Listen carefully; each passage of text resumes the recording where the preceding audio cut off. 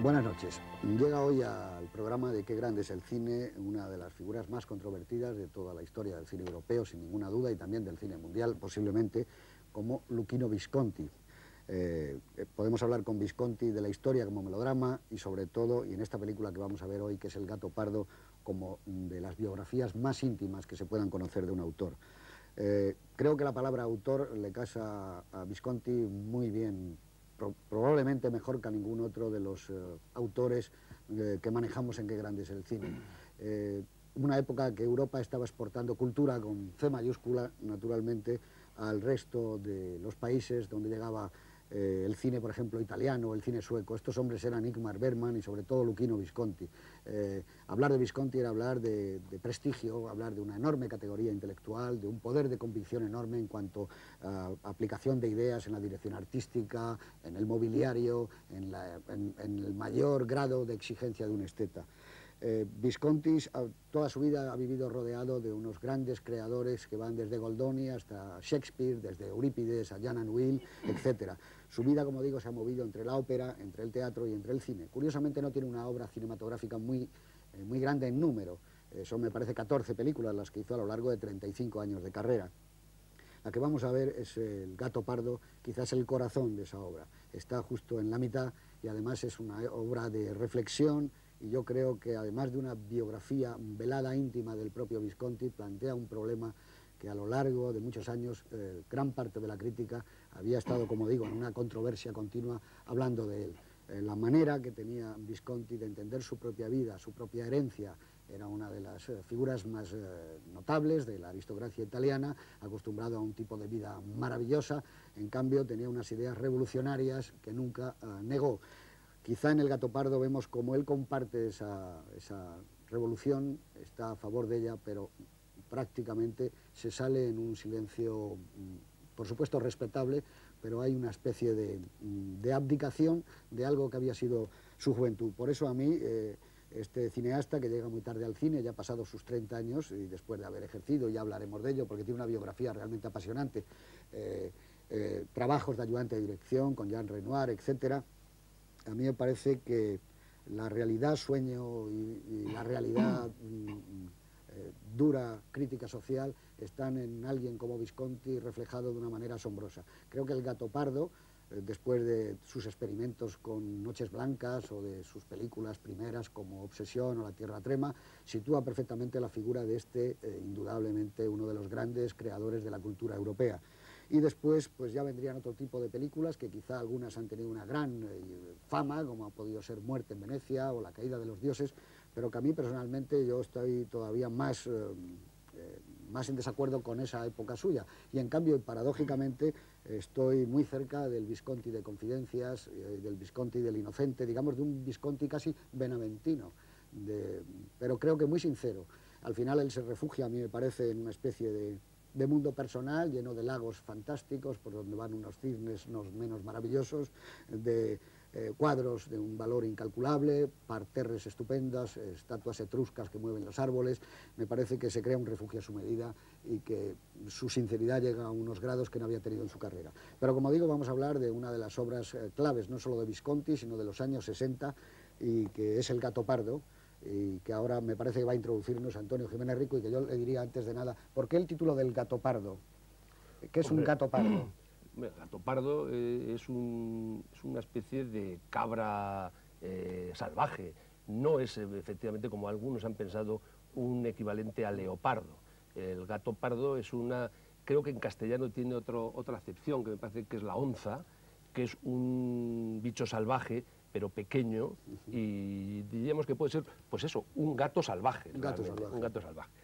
No, yo recuerdo ahora que en este mismo programa, hace unos meses, presentábamos una película de Roberto Rossellini, y al hablar de Rossellini hablamos también de Visconti, porque en el fondo son dos cumbres del cine italiano y del cine mundial, pero dos concepciones del cine, yo diría que totalmente distintas y en algún caso incluso opuestas. Personalmente, yo tengo las suficientes dosis de eclecticismo para, amando profundamente el cine o la concepción del cine de Rossellini, no detesto para nada la concepción del cine de Visconti. Creo que esa política de autores llevada hasta los extremos casi sectarios, de decir que si se ama a Rossellini hay que odiar a Visconti o viceversa, creo que es una cosa afortunadamente superada y que hoy podemos aceptar dos concepciones del cine distintas, como es lo que significa Rossellini y lo que significa Visconti, y sin embargo aceptarlas cada una en su medida. Yo creo que no se puede entender el cine de Visconti sin analizar un poco sus rasgos fundamentales. Uno de ellos es su origen aristocrático, que no cabe duda que eso marcó toda su obra. Por otro lado, también su capacidad intelectual, cosa que no es común a otros cineastas de su generación. Por otro lado, también su gusto por la plástica, por la pintura, su inclinación hacia el melodrama, su afición a lo teatral o lo operístico, y también, por qué no decirlo, un compromiso ideológico clarísimo que procede de sus contactos con el Frente Popular francés de los años 30 y con el antifascismo italiano, incluso en la resistencia que él se significó tanto. Yo comprendo que para Rossellini el adaptar a Lampedusa y al Gatopardo al cine, para Visconti quiero decir, fue todo un reto, porque yo aprecio en el Gatopardo película una fidelidad total, pero no solo argumental a la novela, sino sentimental al autor. Yo creo que tanto Lampedusa como Visconti y como el propio príncipe Salina son tres personajes casi muy similares. Los tres se encuentran inmersos en un mundo que se desmorona de una forma verdaderamente trágica, y que ellos, como tienen la suficiente lucidez mental, son conscientes de ese desmoronamiento y, sin embargo, están abiertos a ese otro mundo que nace sobre esas cenizas. Pero, como dice una frase de la película y de la novela, están a caballo entre los dos mundos sin estar encajados realmente en ninguno de los dos. Yo pienso que El Gatopardo es una película fundamental en la historia del cine europeo de los últimos años. Yo la veo más bien como una invitación a la reflexión, más que una invitación a la emoción. A mí El Gatopardo me hace reflexionar mucho más que me emociona. Y yo creo que incluso en el propio autor hay una intención clara de no caer en recursos conmovedores o emotivos para, distanciándose de lo que cuenta, tratar de hacer un análisis feroz, crítico, satírico del mundo al que él pertenecía, pero que él, con un gran sentido de la lucidez, ve cómo se desmorona y trata un poco de ridiculizar a esa clase que en los últimos estertores da unos extraños coletazos para aclimatarse al nuevo mundo representado por una burguesía liberal y hortera que evidentemente ellos, desde un punto de vista casi del buen gusto, detestaban. Muy bien. Yo creo, sin embargo, y ya termino, que El Gatopardo, aparte de otras cosas, es un monumento. Un monumento en el sentido total de la palabra, tanto lo que tiene de peyorativo como de positivo, es un monumento a la inteligencia y a la cultura. Muy bien. Pues, yo creo que esa es una opinión que va a compartir contigo Juan Tebar. Buenas noches. Buenas noches. Comparto prácticamente todas menos una, pero esto no era una opinión, sino era un sentimiento. No quiero decir que a mí también me emociona, además, pero de eso ya hablaremos después. Lo que más comparto... Pero no lo intentaba Visconti. No lo sé. No, yo creo que ya hablaremos, pero yo creo que hay algunas secuencias que son emocionantes, lo cual no quiere decir que sean desmelenadamente provocadoras de esa emoción, son contenidamente emotivas. Lo que sí está muy bien que has dicho tú es esto de los prejuicios, porque igual que se podía decir algunos partidarios del cine europeo, o Rossellini o Visconti, en determinada época en que muchos de los que estamos aquí, creo que prácticamente todos, batallamos en la defensa del cine americano porque había un prejuicio notable en algunas posturas radicales contra el cine americano y evidentemente había que discutirlo. Yo creo que algunos podíamos caer en ese momento también en algún prejuicio contra el cine europeo. Y como el tiempo pone las cosas en su sitio, yo creo, para mí, vamos, yo tenía una evolución muy curiosa con El Gatopardo. Yo cuando vi El Gatopardo en la fecha de su estreno, decidí que a mí, si me gustaba John Ford, no me podía gustar El Gatopardo. Cosa que con los años he descubierto que me puede gustar mucho John Ford. Y no solo me gusta El Gatopardo, sino además es una película que cada vez que la veo me gusta más, además. Y luego, además, El Gatopardo es una película que ha sido emblemática en cuanto a prejuicios también para otra gente, de otra manera. O sea, por ejemplo, Juan Gil Albert, que yo como siempre me he traído un libro, no voy a leerlo, pero digo que lo he traído, el estupendo poeta y ensayista y novelista que era Gil Albert, en el año 55 escribió un artículo que se llama Contra el cine, hablando del prejuicio que él compartía, no como prejuicio, sino como convicción, de que el cine era un espectáculo de barraca que no tenía nada que ver con el intelecto y que la gente debía dejarse su inteligencia en la calle para entrar a ver el cine. Y en el 66, o sea, casi 10 años largos después, reconocía lo muchísimo que se había equivocado al decir eso y dijo que el cine era una cosa estupenda y por supuesto que tenía mucho que ver con el arte cuando era realmente artístico, y lo decía justamente después de haber visto El gato pardo, que era una película que le había impresionado muchísimo. A mí quiero decir de todas maneras, ya saldrá supongo en el coloquio después, que de todas maneras Visconti no es uno de mis directores preferidos. Hay películas que no me gustan nada, como comparto casi la misma línea de preferencias que decía José Luis al principio, pero El gato pardo concretamente, que está muy bien dicho eso del corazón, porque yo creo que ahí empieza justo la etapa que justamente tú decías que te gusta más, que es cuando Visconti se encierra con sus propias obsesiones personales y empieza a ser eso que yo decía que también es emotivo, que yo creo que está en El gato pardo. Y bueno, no me quiero extender más porque hay que verla y luego tiene que hablar Juan y luego tenemos que hablar todos. Muy bien. Don Juan Cobo, buenas noches. Buenas noches. ¿A usted le emociona El gato pardo? A mí me emociona El gato pardo, me dejó de emocionar un tiempo y me emocionó la última vez que la vi, la versión reconstruida, porque estaba en inglés y yo no sabía que Lancaster estaba tan maravilloso en su propio idioma. O sea que como todos nosotros hemos tenido la época de sí y no. Antonio hacía referencia a una cosa y falta una pequeña puntualización porque hay una guerra en el cine europeo. Es decir, que antes de que la gente joven de Cayers, que es un símbolo de una cierta crítica, arrollase en Europa, todo el mundo estaba pendiente de otra revista, se llamaba Cinema Nuevo, que dirigía Guido Aristarco, que ha sido posiblemente el patriarca de los defensores acérrimos de Visconti hasta esta película. A partir de esta película empieza a ponerle pegas. Y a mí me gusta más, o me gustó más en su momento, porque fui muy viscontiano hasta esta película, porque justo en ese cambio de opiniones es donde yo también cambié. No olvidemos que las dos cartas famosas que dan un cambio brutal a la crítica, que son la de Rivet sobre Rossellini y la de André Bazin, son contra Aristarco, y en ese momento están defendiendo a Rossellini porque Aristarco está defendiendo a Visconti. O sea que ahí se produce un punto importante. Y luego, no sé si saldrá o no saldrá, pero vamos, convendría tenerlo en cuenta, la importancia que tiene Sicilia en el cine italiano. Yo voy a leer algunos títulos porque es muy bonito, porque hace un ciclo maravilloso. Porque en Rocco son gentes del sur que bien podrían ser sicilianos, no sé si vienen de Calabria, pero bueno, podría ser. Pero está Stromboli, está Salvatore Giuliano, está La Terra Trema, está Rufufú, donde parte de los personajes son sicilianos, está La Aventura de Antonioni, está El Padrino de Ford Coppola, está 1860 de Blasetti y está Viva l'Italia de Rossellini. Fíjate qué cantidad de obras impresionantes sobre un problema que en Italia ha sido siempre candente, que es Sicilia. Pero ese es un problema que sigue ahora. El norte-sur en Italia es un problema que todavía sigue sin solución. Bueno, pues muchas gracias y vamos a ver El gato pardo. Y véanla también ustedes un poco como un desafío italiano al cine americano, como un desafío de la Titanus a la mayor producción que se pudiera hacer entonces. No olviden que además de encontrarnos ante una película política, una película de autor, estamos también con una película de actores. Es una película con Burt Lancaster, con Claudia Cardinale, con Alain Delon. Y yo quisiera, para terminar, hacer referencia a algo de lo que nunca se habla en las críticas, de lo que generalmente no se habla en conversaciones de cine, que tampoco manejan mucho los cinéfilos. Y es que esta película quizá cuando pasen muchos años también será recordada porque tiene posiblemente la dirección artística más grande que se ha hecho nunca en el cine.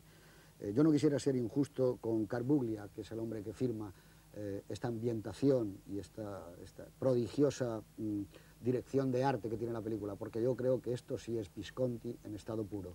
Era famosa y legendaria su obsesión de que las comidas fueran de los mejores restaurantes, las que estaban tomando en cada toma los actores, que los muebles dentro tuvieran las ropas de la época, que los armarios estuvieran realmente equipados. Bueno, pues creo que esto es muy difícil de superar, que en este sentido El gato pardo posiblemente habría que darle el premio a la mejor ambientación, a la mejor decoración artística que se ha hecho nunca en el cine. Y vamos a verla ya saben ustedes que son 3 horas, y dentro de 3 horas volveremos a tener, yo creo que un coloquio bastante controvertido y ameno, naturalmente, y relajado.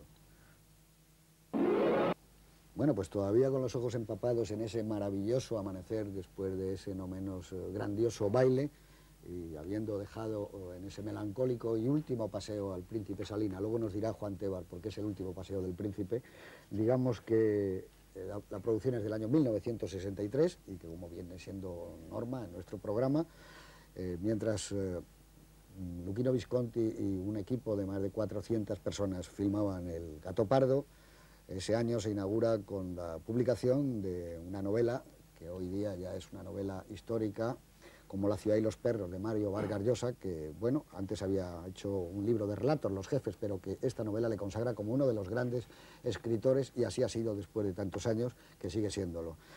Digamos que esa novela, que era una crítica a la vida de los estudiantes en un liceo militar, no solo ha marcado a gran parte de la literatura, sino que también ha tenido una gran influencia en el cine, porque va muy cercano con Mario Vargas Llosa.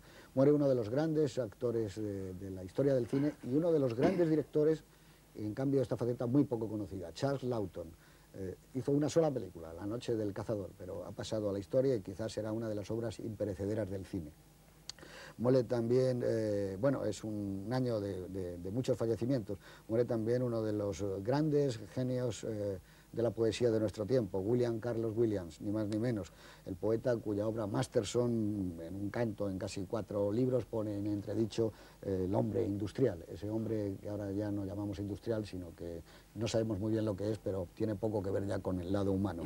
Digamos que es un año en que Grimau es ejecutado, a pesar de todas las demandas de clemencia que llegan ante Franco, incluyendo el Vaticano, es ejecutado Julián Grimau.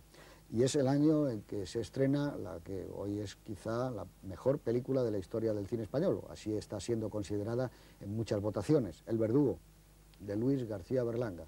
Es el estreno de una película singular que con el tiempo ha ido no solo ganando admiración y premios, sino que hoy es un reflejo muy imprescindible de lo que son esos años en la vida española. Muere Juan XXIII y digamos que el caso Prófumo en Inglaterra produce el acontecimiento de lo que se llama vida y sociedad en el mundo. Ya saben ustedes, Prófumo era el ministro de Defensa y tuvo que renunciar debido a un escandaloso asunto con una mujer, call girl la llamaban, una chica llamada Cristina Keller. Es como digo, un acontecimiento tremendo, sobre todo para las páginas de todas las revistas. Y bueno, digamos que hay una mujer española, Manuela Vargas, y siempre es grato decir todas estas cosas, que consigue el premio del Teatro de las Naciones, que es el premio más importante que se da a la danza en el mundo. Y con lo cual una española obtiene algo realmente que en esa época estábamos bastante escaso de ello, reconocimiento internacional. Muere Jean Cocteau, muere Edith Piaf también en París, y digamos por último que la gran noticia del año 63, sin ninguna duda, es el asesinato de John Fitzgerald Kennedy en Dallas. Añadamos también que fallece el poeta Cernuda, el escritor Aldous Huxley y el inventor del Dada, Tristán Tzara. Como vemos, ha sido un año, el 63, de grandes acontecimientos culturales. Y ya que hablamos de cultura, vamos a ver, Antonio, empieza tú mismo. ¿Qué te ha parecido ver ahora otra vez esas 3 horas de proyección del Gato Pardo? Pues yo creo que el Gato Pardo, vista con la perspectiva de los años, yo creo sinceramente que mejora. En su día, cuando la vimos, como estábamos metidos en la polémica tremenda entre las dos concepciones del cine, entre los evangelistas, entre los unos y los otros, el tipo de cine, el cine de la mirada y el cine de la reflexión, el realismo crítico y el neorrealismo, el compromiso político. En aquel momento estábamos tan metidos en aquel barullo que a todos nos sorprendió mucho, pero necesariamente yo creo que nos alineamos con mayor o peor fortuna en una de las líneas. Entonces, como parece ser, como dije al principio, que para defender a Visconti había que detestar a Rossellini, pues hubo una serie de gentes que éramos más partidarios de Rossellini. Sin embargo, al cabo del tiempo, yo reconozco que El Gato Pardo, con la distancia, me parece una película realmente colosal. Y me parece que es un ejercicio de análisis de una época, de una sociedad y de una clase verdaderamente certeros. Y lo que decíamos antes, y discrepamos un poco Juan Tebar y yo sigo opinando que es una película profundamente reflexiva. Lo que ocurre es que Visconti nos está contando casi su propia vida. Es tal cantidad de puntos de contacto que tiene Visconti con el príncipe Salina, que no cabe duda que según va avanzando la historia y el príncipe Salina se va encerrando más en su soledad, empieza a ser un contemplador, observador de lo que está viviendo y a lo que está asistiendo. Visconti se acerca a él a entender realmente ese problema, y yo reconozco, Ahí está la emoción. y yo reconozco que los momentos emotivos están ahí porque Visconti ha sido traicionado por su propia emoción, porque evidentemente lo que él cuenta es el cambio y el desmoronamiento de una clase que es la suya. Cuando Burley-Lancaster, cuando el príncipe Salinas se mira en el espejo Es evidente. del lavabo del palacio donde es el baile, que además es una cosa que en la novela está después, y enlazo con lo que decías tú, porque cuando has dicho Juan Tebar les contará, el espectador pensará que es que yo estaba paseando por Palermo con el príncipe Salinas y por eso me lo sé.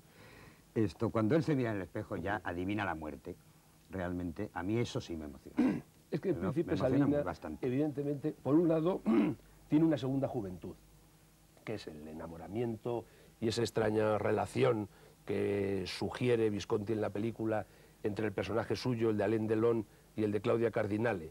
Ese extraño morbo que se crea en ese triángulo, esa alegría de vivir que él comparte en su sobrino y en la novia de su sobrino. Todo eso que le rejuvenece un poco. Lo que no cabe duda es que a lo largo de esa secuencia eterna, pero yo creo que agudísima del baile, el príncipe se va aislando, se va aislando, se va aislando cada vez más empieza a ser un observador. Parece como si no estuviera integrado en el baile. La sensación que da es que él está allí observando a los demás, pero que él no está integrado.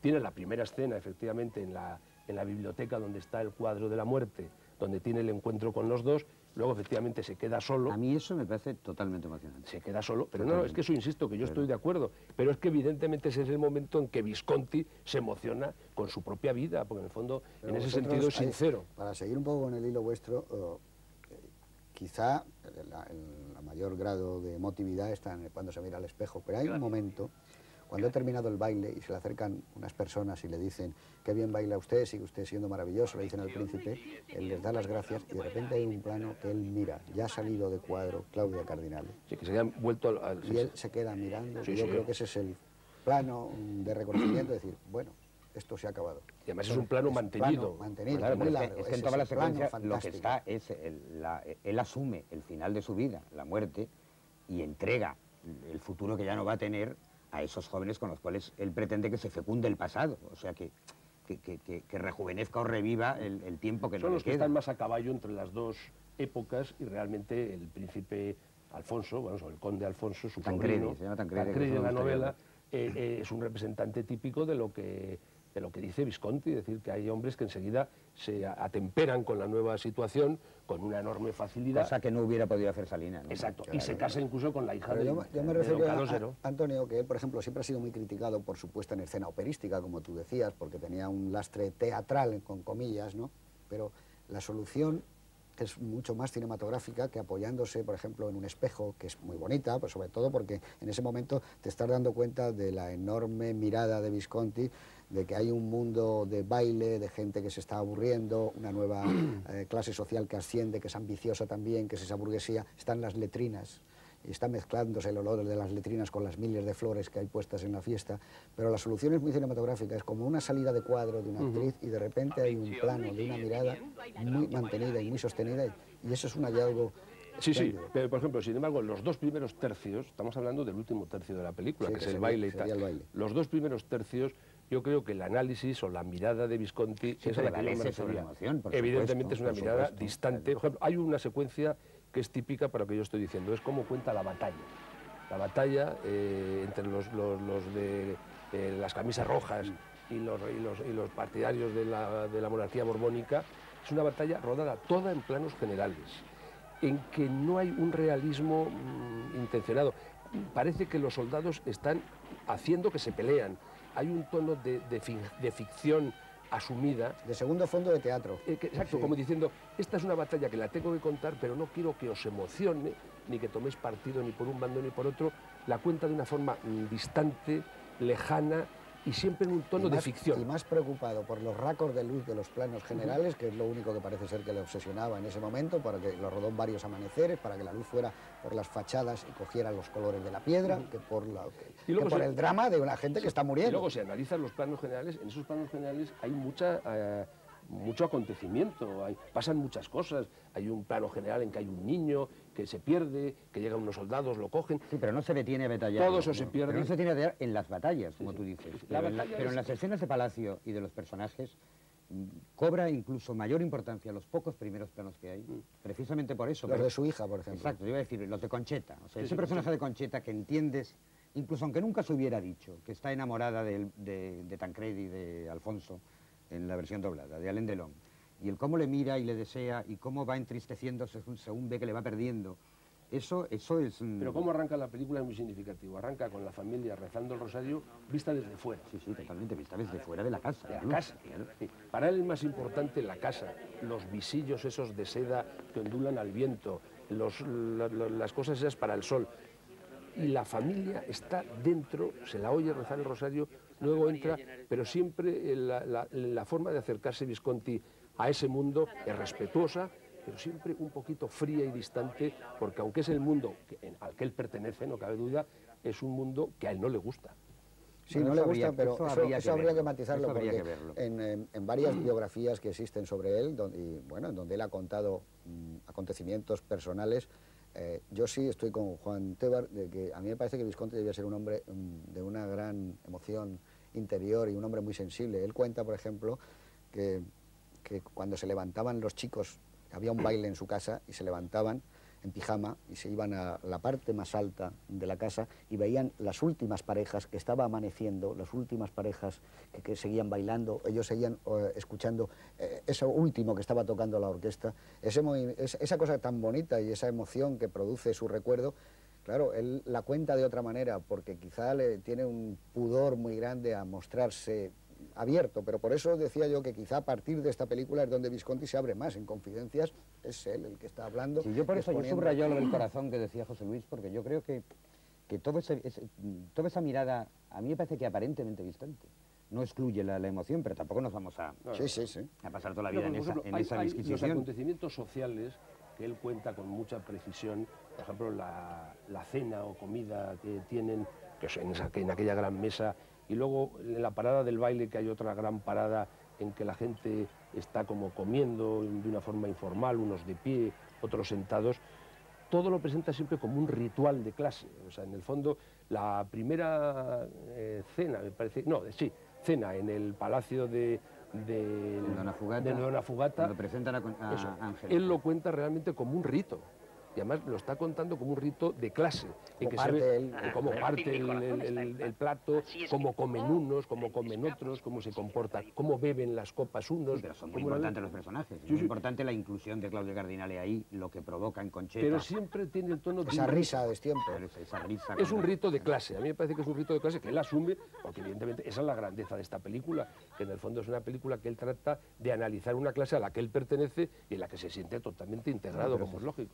Yo creo que es integrado porque a quien desprecia realmente Visconti y Lampedusa en el libro es a la burguesía, es a Don Calogero, es a los otros. Es que es justo su análisis crítico es a los que pretenden, digamos, dar el salto de un mundo que se derrumba a otro, a los arribistas, a esa clase burguesa, liberal y hortera, que está constantemente analizando cómo le sienta el frac, cómo lleva la corbata, el personaje que viene de la península a ofrecerle el puesto en el Senado y todo lo que él le explica para decirle que no, acaba despidiéndose y dice, si todos los hombres honestos como usted, eso es un apostar por ese personaje, renunciaran, dice, esto sería imposible. Por cierto, esa es una secuencia que está hecha puramente como si fuera teatro.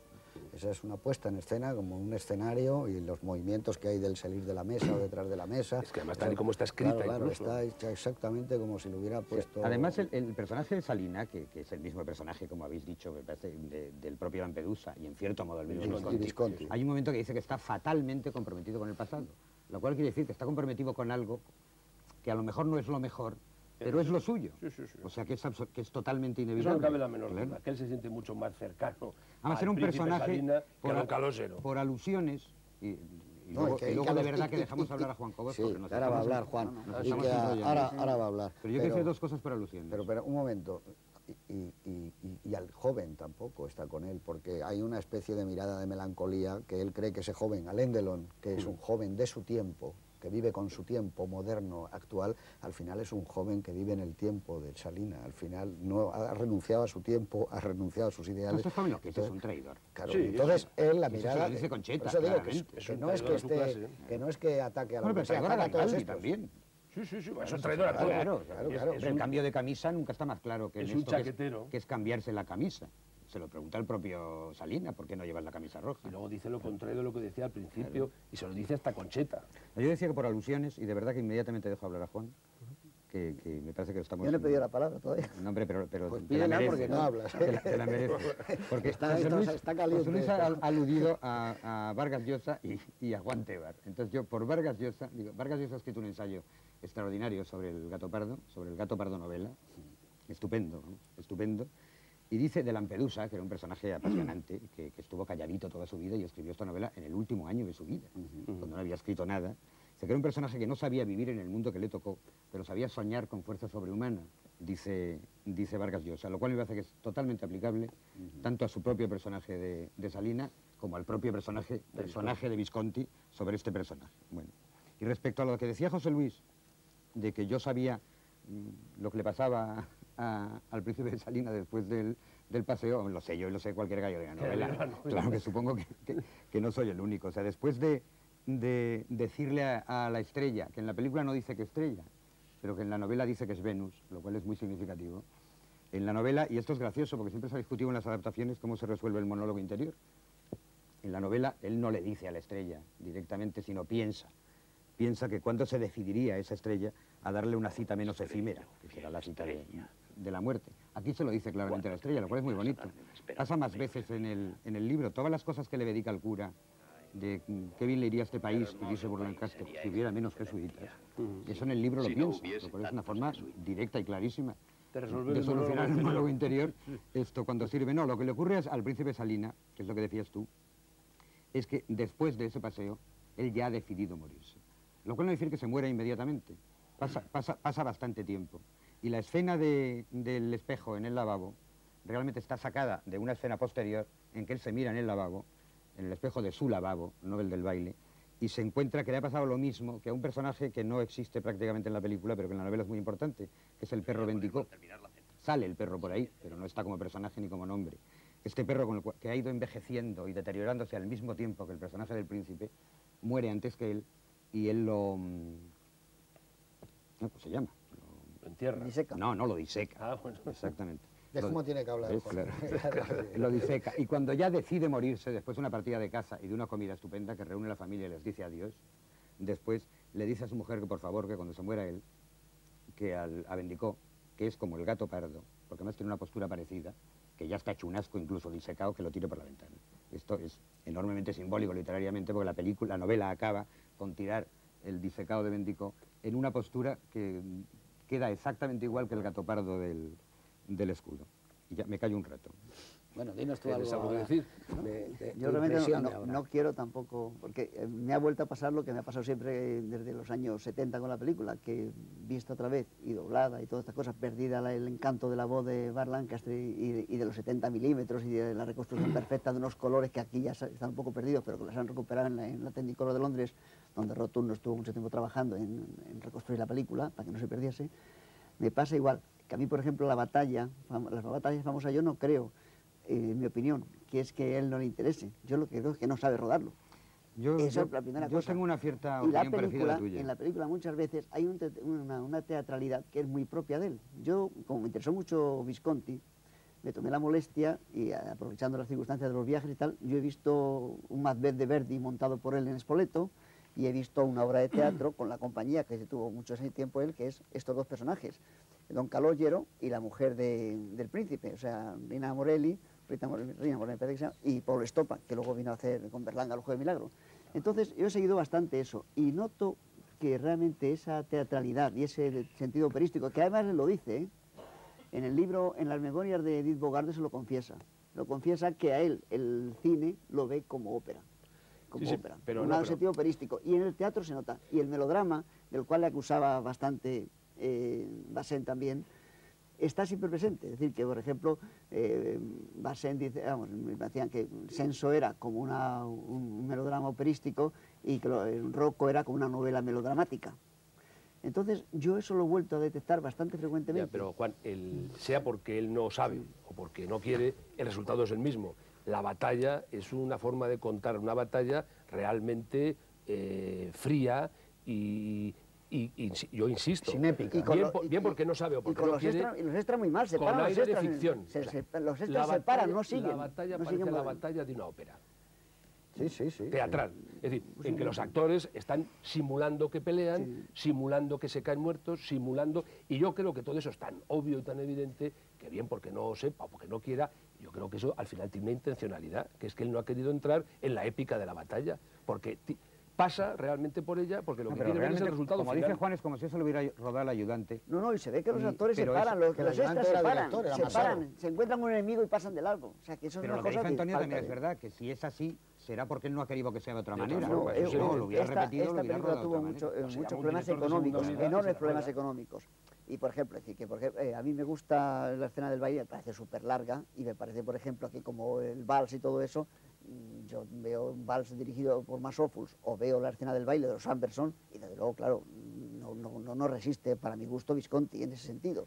El baile, por ejemplo, pues es que está 50 tantos minutos para ese baile es excesivo. En la novela ocupa mucho menos. Lo que pasa es que él ahí ha metido cosas, los adaptadores han metido intencionalidad. 45. dura. Claro, quitando cosas. Y, por ejemplo, ese famoso baile está perfectamente en una película de su ayudante. Él tuvo dos ayudantes, que es muy curioso, que los dos ayudantes tiraron caminos diferentes y son como un desdoblamiento de Visconti. Francesco Rossi, por un lado, y por otro lado, Zeffirelli.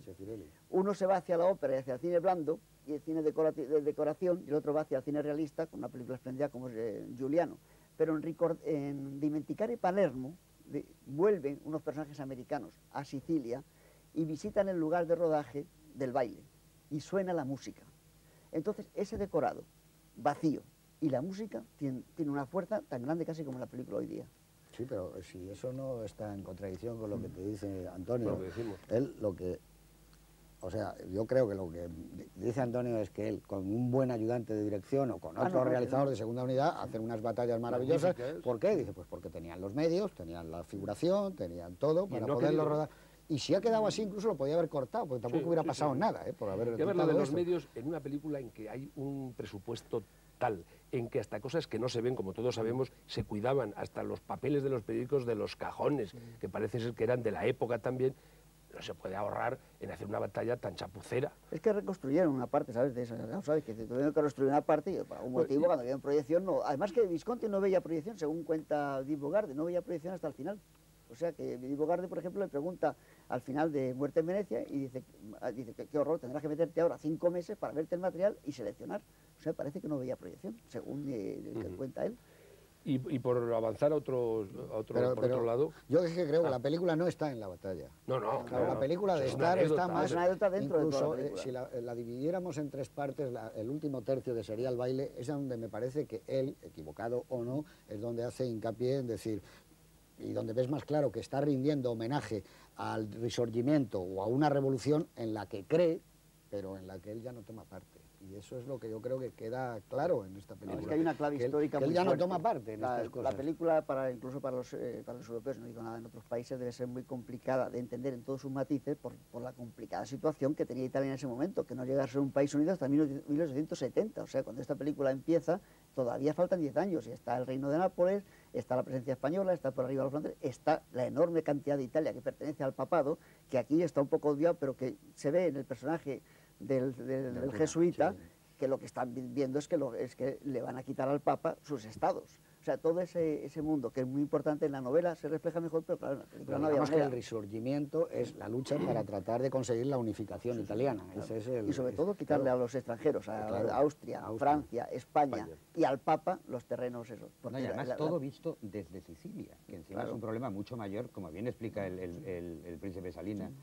porque habla solo de los sicilianos todo el Pero rato. es un O sea, que problema nunca muy conseguirá usted concreto. nada con los sicilianos. Lo que es muy bonito es la que nos creemos definición que dioses. hace Lampedusa de lo que son los sicilianos, y que en cierto sentido es bastante lo que somos los españoles, porque nosotros hemos tenido mucha influencia en Sicilia, como otros pueblos, pero los españoles también tenemos esa cosa de querernos ser tan orgullosos que nos creemos el ombligo del mundo. Claro, Y eso es eso lo le que pasa dice a Sicilia. exactamente. Dice, estamos No, siempre eso es dormidos, razón. no queremos que nos despierten y encima nos creemos dioses. O sea, que no hay nada que hacer con nosotros. Dice. A lo Somos mejor- los gatos salvajes, los leones. Esa es la frase carismática, yo me la sé de todas de memoria. Y dice, vendrán los chacales, y vendrán, pero nos sustituirán, pero todos los chacales, los leones, los gatopardos, todos seguiremos creyendo que somos la sal de la tierra. Y esa es la Lo que esencia dice de la, que es una de la película muy, película. muy decorativista, efectivamente, eres un gran decorador, fundamentalmente es un gran decorador en muchos aspectos.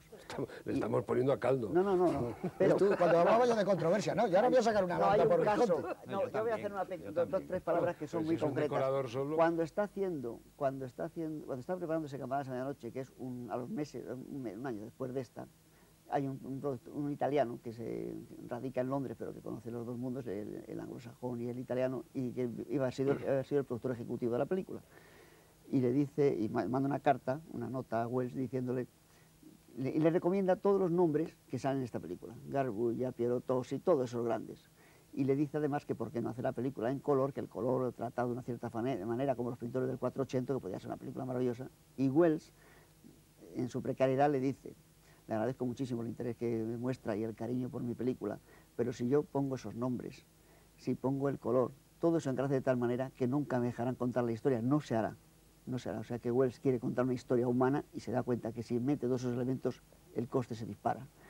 Entonces, pero eso no tiene nada que ver, no tiene que ver con esto. Visconti elige este camino. Sí, sí, pero él quiere contar una Porque historia a él le gusta esto. y la quiere contar Yo así, creo que con quiere esos contar una historia muebles, y creo que la cuenta. y que la cuenta. cuenta. Y expresa la decadencia y la desilusión oye, de una clase ojo, aristocrática de la que José él Luis, era y una el, parte y el muy hecho de que el directa. envoltorio sea maravilloso no invalida lo que Al cuenta. contrario. Y además de eso es la ascensión al poder de una burguesía vulgar, Oye, y no estoy de acuerdo en que la ambiciosa, frase emblemática de la película es la que has citado tú. que digo yo que esa fue una que se hablaba Pero mucho. la emblemática es la de la- si todo no, cambia, si hay queremos que que- todo siga igual, igual, hay que cambiarlo que todo. Pero No, esa para se ha que- hecho tan emblemática. Por eso es- que eso yo es lo creo Ya que no la deberíamos sabe, hablar de ya otra. ni sabe cómo era. Sí. No, no. No, Si queremos que todo siga igual, Para que todo hay siga igual. hay que cambiarlo todo. sí, más o menos. No, hay ¿eh? que cambiarlo todo. Todo para que todo siga igual. Pero Esa es, yo creo que esa es una frase emblemática ya del libro, pero hay muchas otras frases. pero lo que está claro es que, un poco, para cerrar un poco el tema de lo que dice Juan, ¿no?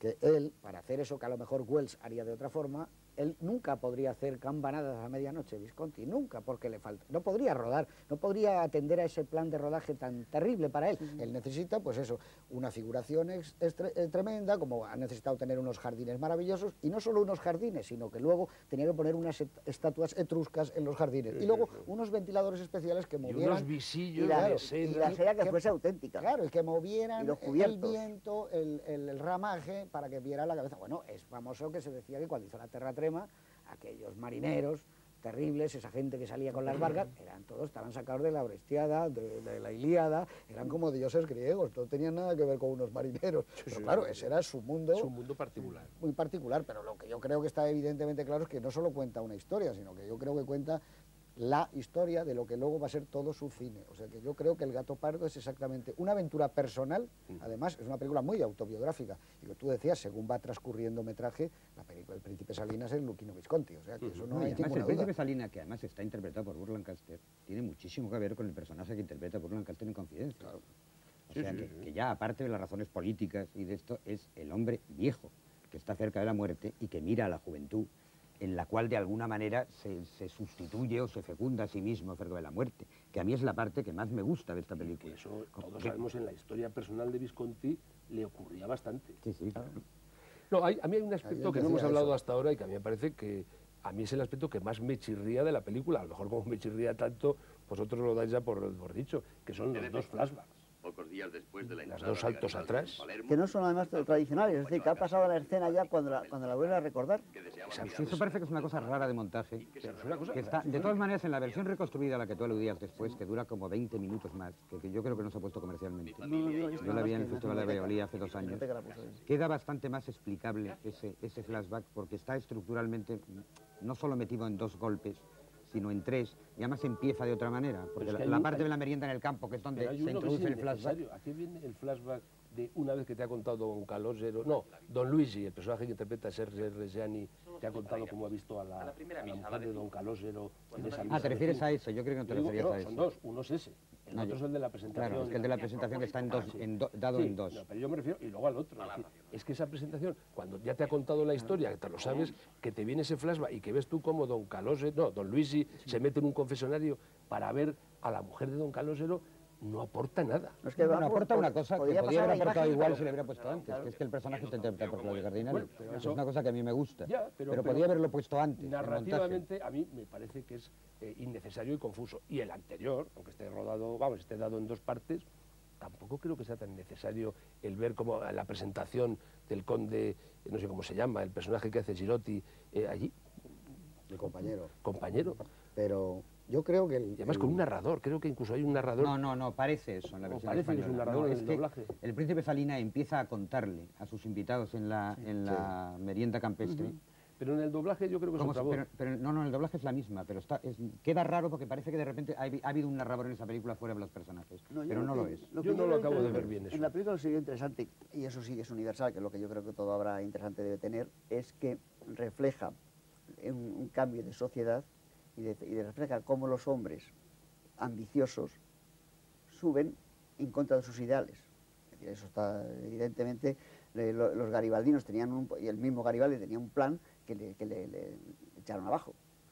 Y vamos, No, sobre todo suben los que no tienen ideales. Sí. Y además hay una frase, hablando de frases, hay una frase maravillosa, lo digo antes de que se me olvide y perdonadme, que es cuando habla de Don Calogero, casi hacia el final, dice, y además su linaje es antiguo, dice, o lo será pronto. Una Pero frase eso genial, es claro. una ley un poco de vida de todas las revoluciones. Es decir, que los que hacen la revolución al final son las víctimas de la propia revolución y se benefician unos que no habían hecho la Yo revolución. quizá, vista ahora el Gato Pardo, casi 30 años después, yo lo que veo es que hay la enorme, no sé cómo decirte, porque casi es ansia de Visconti por contar esa historia, pero además mezclada con sus recuerdos personales. Es que por eso yo creo que a lo mejor su tempo narrativo, la lentitud que siempre ha tenido, hubiera ido maravillosa hoy para haber hecho una serie de televisión de 4, 5, 6 horas y hubiera podido contar y detenerse minuciosamente en todo lo que quería. Pero al mezclar por un lado a Lampedusa y todo su mundo personal y particular que va añadiendo a cada encuadre, es decir, que a lo mejor los visillos que tú contabas, que son maravillosos, inolvidables, esas imágenes, son cosas que ella tenía metidas en la cabeza. El cómo parte la comida al principio, el hojaldre, Pero está casi todo en el libro, es curioso cómo esa novela le venía Es una traslación. como Entonces un era guante. como, claro, que le venía como un Es guante decir, ese libro. Alain Delon en el libro aparece igual que en la película. Está tirándose un espejo y aparece detrás también así. Pero lo que dice José Luis, este detenimiento tan minucioso en aspectos puramente ambientales, que se convierten en protagonistas de esa y que en el fondo no conducen a nada, más que es el detenimiento y el análisis. Por ejemplo, esa comida campestre en la pausa esa en Dona Fugata.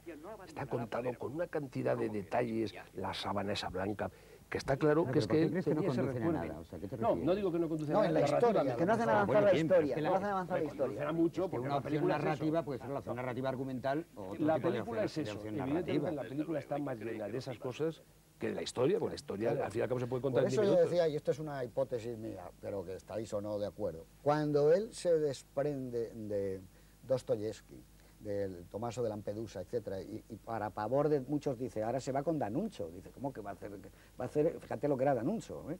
Era como muy reaccionario. O cuando hace un guión original como lo de Confidencias, de repente él se detiene mucho más tiempo y sin mala conciencia, dicho sea, entre comillas, en tapices, en cuadros, en muebles, en jardines, en palacios, en donde sea, y aquello tiene más vida, tiene más textura, tiene más fuerza, porque es como el testamento de un tipo que de repente dices, óigame, yo vengo de una aristocracia y he tenido siempre muy claro que yo tenía que ser, y he sido un hombre de izquierda, así he luchado y he estado con el Partido Comunista luego en Italia y era amigo de Togliatti, etcétera, pero a mí, mi vida es distinta.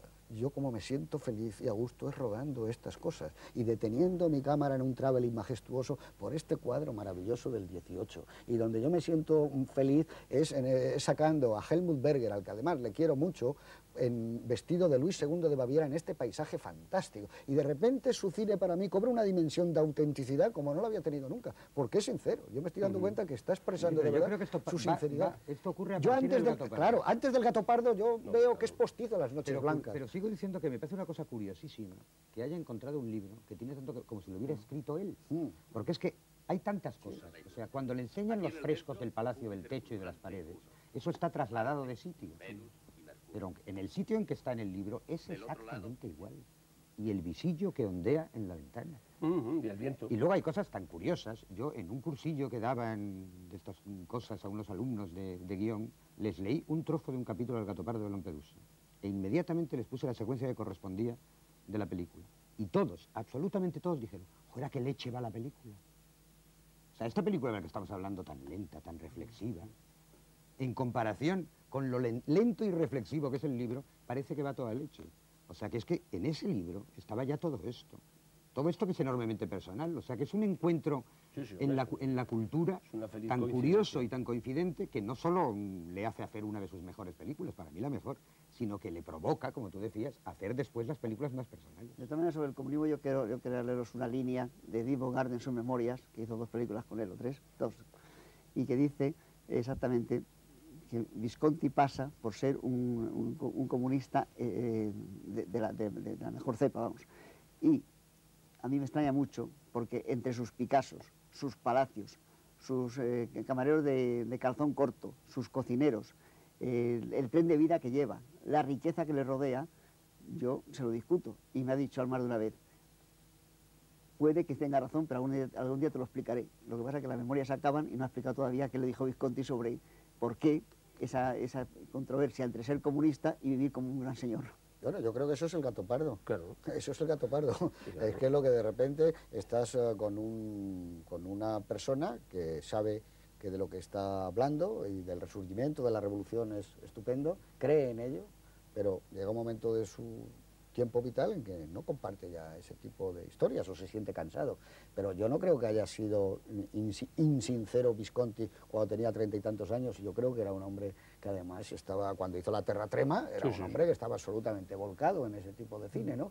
Ahora, que evidentemente los marineros de la Terra Trema eran como héroes, era como Apolo, todo. Dice, bueno, eso es porque él era así. Su mundo personal. Pero Rocco y sus hermanos es una película que yo creo que en ese sentido es muy auténtica. Toda esa, cuando se levantan los hermanos Rocco por la mañana, aquel frío que hace, salen todos de casa para trabajar, de barrenderos, eso tiene no sé, un pálpito de autenticidad y de verdad que es. Pero ¿tú te acuerdas bien de la Terra Trema? Porque es que la Terra Trema hace tiempo que no la he visto. He visto incluso una versión que alguna vez también era una trilogía. Sí, una trilogía, la tierra, las minas y el campo, que es lo que luego quiso hacer Bardem con la tierra, que iba a ser la venganza, los y luego segadores. Los segadores, y luego iba a ser las minas, creo, y el mar también, que no llegó a hacer.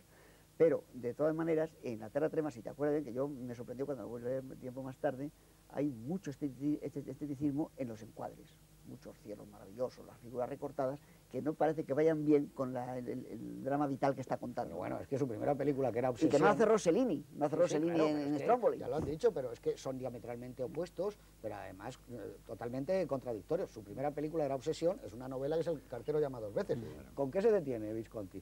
Pues que cuando la chica ha terminado en la posada aquella, antes de dormirse, hay una panorámica y ves los cacharros sucios, los platos, cómo ella termina de fregar, se sienta, coge un viejo periódico, se pone a leer. Es que a él le interesa otro tipo de cosas. Digamos que su dinámica interna o su velocidad y sedimentación de su sangre no tenía nada que ver con Rossellini. Rossellini hubiera puesto el zoom en la última época de su vida y ese baile dura lo que tenga en la cámara.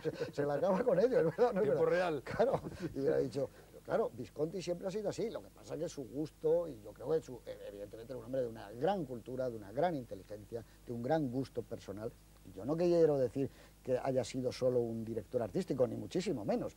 Al contrario, lo que pasa es que sí creo que él supervisaba perfectamente su película a nivel de producción y a nivel del art director, y a nivel de ambientación y de trajes, y que realmente eso te provoca también una especie de placer ver una película de Visconti. Es que Visconti es un intelectual que hace cine, que tiene una gran formación plástica, pictórica, y todo eso lo lleva al cine. Entonces él, lógicamente, cada vez que pone la cámara en un sitio, está cuidando el último detalle, el traje, el visillo, el viento, la luz, y eso no es un defecto. Porque eso también es su corazón. Eso es la cromatización. El fondo y la forma, cuando en algunos casos, se ha dicho tantas veces ya, es lo mismo. Claro. Salvo cuando se hace mal, que también lo ha hecho Visconti en otras películas.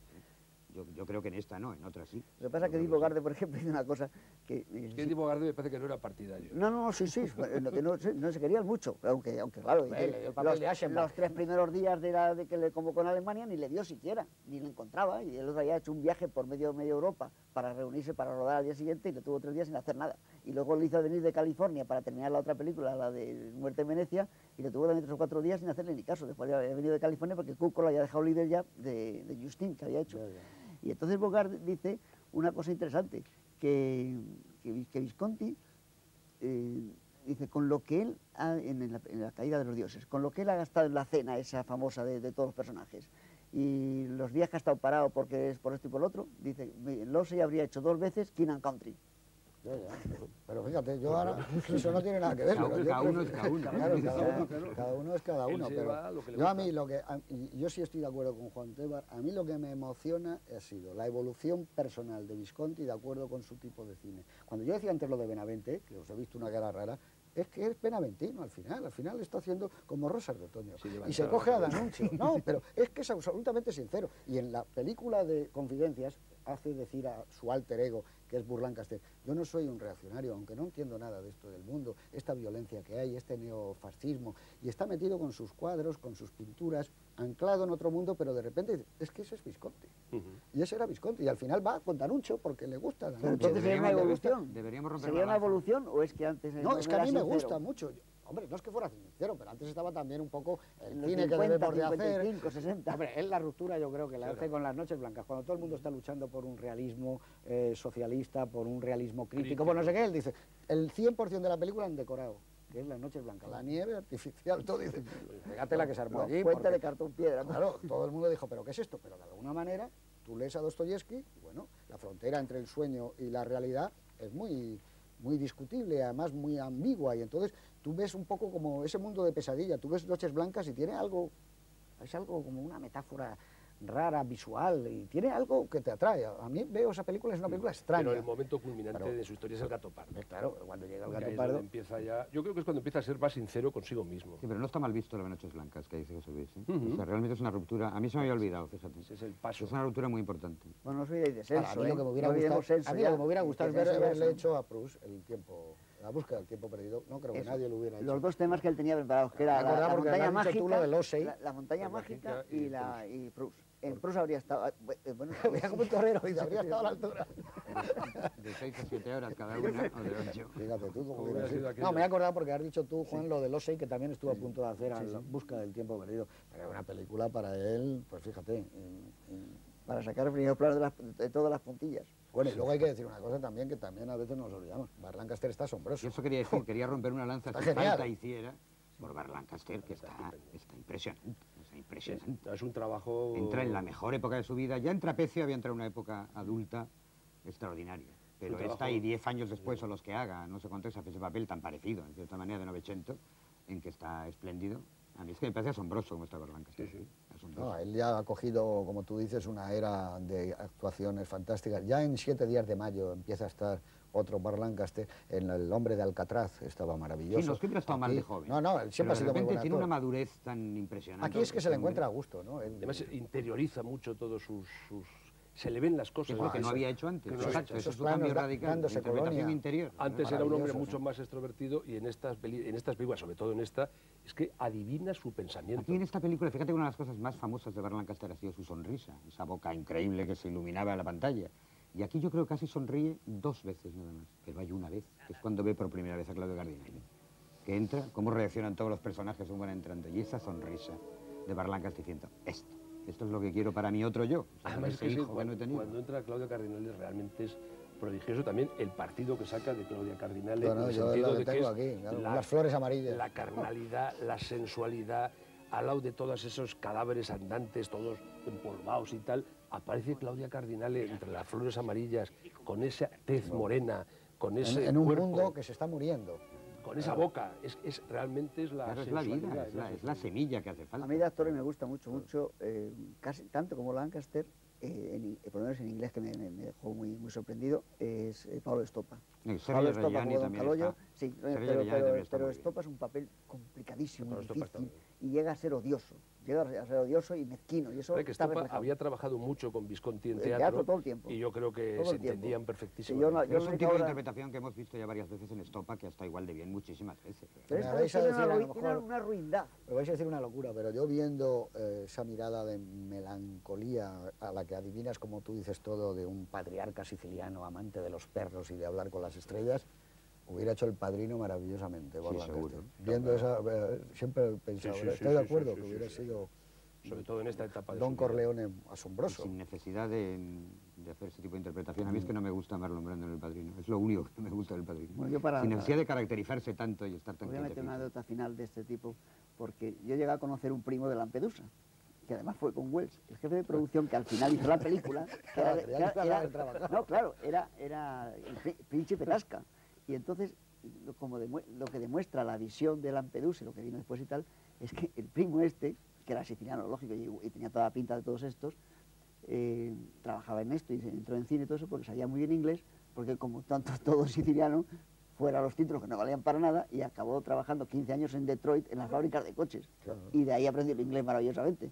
Entonces este era un siciliano, un primo directo de Lampedusa, venido a menos, pero que Wells, como cosa maravillosa, le llamaba príncipe. No, si no ha venido a menos, si Lampedusa no vino a más casi nunca. Claro, eso está. Tuvo su sitio. ¿Cuál sería el plano que tú eliges de las 3 horas del Gato Pardo? A ver, ¿o qué momento? No, hay planos, los Hay hemos varios, citado, claro, hay unos sí, travelings descriptivos y analizadores, y luego esos planos de Burt Lancaster. A mí hay una cosa que me gusta mucho de esta película, que es el tic de Claudia Cardinale mordiéndose el labio. Me entusiasma, sobre todo en la escena esa llena de morbo y de De la historia de las novicias. una relación extraña del beso de que da en la boca al príncipe en la presencia de su novio, y después de ese beso turbio y morboso, ella inmediatamente se muerde los labios con esa boca tan carnal. A mí toda la carnalidad que desprende Claudia Cardinale, y sobre todo ese tic o ese gesto impropio en absoluto en las otras señoritas de la alta sociedad, es una de las cosas que siempre recuerdo de esta película, incluso cuando he olvidado casi todo. Sí, además debió causarle también, además de como a ti, al propio Luchino Visconti, porque la llamó para hacer Vaga Estela de Lorsa, ¿no? El Sandra, o sea, que la debió impresionar. ¿Y tú con qué momento te quedarías? No, a mí la secuencia que más me gusta es esa interminable, que todo el mundo dice que es tan larga, que son los 45 minutos del baile, pero hay un momento en el baile, eso que tú llamas turbio y morboso, que a mí no me parece tan turbio, o sea, me parece de una generosidad. A mí me encanta. No, pero digo por adjetivarlo y por no. Me encanta. Y por disentir lo que tú has dicho, que es una cosa que hago casi como deporte. Muy bien, muy bien. Últimamente, ¿no? Esa escena del cortejo de la muerte, que lo llega a decir Alain Delon, que estás cortejando a la muerte. Cuando él se queda solo en la biblioteca. Primero bebe, luego fuma, que son 2 signos de estoy vivo. Luego mira ese cuadro de la muerte que le deja hundido en un sillón. Luego entra ella, que es otra cosa que le gustaría probar, igual que el pitillo y que el vino, pero que no está para eso. Me parece que la reacción de ella, de que se cojan la mano, de invitarle a bailar, de besarle, y que el otro celoso o no de verdad, que seguramente sí lo estaba incluso de verdad, pero que todo eso es como si le ofrecieran los dos a él lo que él está necesitando, que es la vida, que es el sexo, que es lo que ya no puede. Y de eso después al vals, a mí eso me parece magistral. Que esa escena yo creo que es la mejor escena de la película. Esa escena a mí es la que más me gusta. Sí, bueno, hay un momento también muy bonito cuando se va en la diligencia al amanecer, después de decir, cuando él dice casi para sí somos los gatopardos y eso, y acompaña a su amigo cuando le dice si todos fueran como usted de honrado, ese hombre cuando se va en ese amanecer, eso es precioso, con lo cual a mí me provoca que si él puede rodar en esos exteriores tan amplios, todo el ambiente, el amanecer, la diligencia que se va, el que se queda, ¿cómo no iba a poder rodar la batalla si hubiera querido de otra manera? Bueno, ¿a ti qué es lo que más te gusta del Gato Pardo? Dejando aparte la batalla, que yo sigo en ello, Pero a mí lo que me gusta son dos momentos breves que definen muy bien al personaje y que uno está en la novela y otro no está. Cuando están rezando el rosario, cuando de pronto ya se cansa él y cierra el misal con un golpe, el breviario este que tienen, y se ve exactamente que él es rey allí, que manda por encima de la iglesia y por todo lo que se le ponga delante. Y otro momento, cuando eso sí que está en la novela, cuando coge a don Calogero, lo levanta en brazos y le da el beso. Y eso está muy bien. Bueno, pues yo para mi antología personal, yo cojo en la presentación de Claudia Cardinale, la entrada de Claudia Cardinale con esas flores amarillas y cuando vas, ese plano, solo ese plano de esa, con el vestido, el peinado como lleva, dice, ese es el trozo, porque es la entrada de la vida. No, y cómo reaccionan todos uno a uno, cada uno de una forma distinta. Es que entra algo vivo. Claro, es que está entrando la vida en algo que se está muriendo. Claro, se le llena la sonrisa a Concheta porque se da cuenta que la que está viva es la otra. He perdido. No hace más que mirarse al espejo un poquito. Que es un personaje espléndido. Estupendo, Concheta. Concheta muy bueno, porque además esos papeles que prácticamente no existen nada más que en su presencia. En su presencia y que el director, No tiene tú ni diálogo ni contenida ahí. Jamás tiene un gesto de piedad el padre con la hija, a lo largo de toda la película. Nunca habla con ella, nunca, incluso le parece muy bien que sea Alfonso el que se case no con su hija, sino con la otra. Es algo Pero y Alfonso, tremendo. perdona, yo quiero decir una ¿Qué cosa. se llama? Yo respeto mucho, como tú, la profesión del doblaje y muchas veces se hace muy bien. Pero yo no sé quién tomaría la decisión, al ser responsable de este doblaje, de cambiar los nombres de 3 o 4 personajes. O sea, Don Chicho es Don Luigi, el Padre Pirrón es Padre Vilossi, Tancredi es Alfonso, y no lo comprendo. Para justificar eso que se llama adaptación. Sí, pero es raro de todas maneras. Es que no es uno, es que son 3 y seguro que se me olvida alguno. Y supongo que para eso sí habrán tenido que pedir permiso.